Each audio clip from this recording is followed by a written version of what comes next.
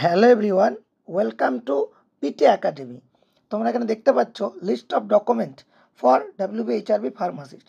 আমি নতুন করে এটা আপডেট করেছি।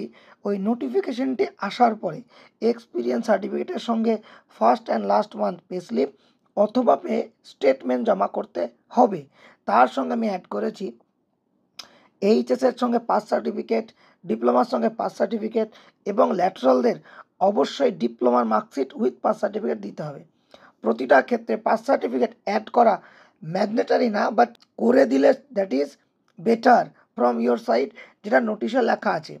সেমভাবে এ ক্যাটাগরি রেজিস্ট্রেশন দিতে হবে। Updated renewal not mandatory, but দিয়ে দিলে তোমার ক্ষেত্রে বেটার।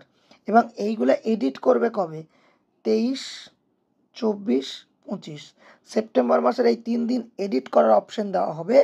তখন তুমি এডিট করে নিতে পারবে যারা অলরেডি সাবমিট করে দিয়েছো। আর সাবমিট না করলে এখন এডিট করে নাও।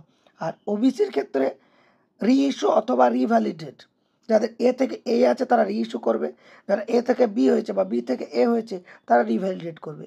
এটা নিজস্ব বিডিও এসডি অফিসে করে নিয়ে সেই কপিটাই আপলোড করতে হবে। পুরনোটা আপডেট করলে কতটা সেটা ওনারা অ্যাকসেপ্ট করবেন আমার জানা নেই। তা ওনারা বলছেন রিভ্যালিডেট অফ ওবিসি এ আর B copy should be uploaded. বা তোমরা সেটা নিজেরাও কথা বলে দেখতে পারো ডাব্লিউবিএইচআরবিতে। ছাড়াও কোনো তথ্য জানার তাহলে কমেন্ট বক্সে জানাও, চেষ্টা করে উত্তর দেওয়া। Thank you so much.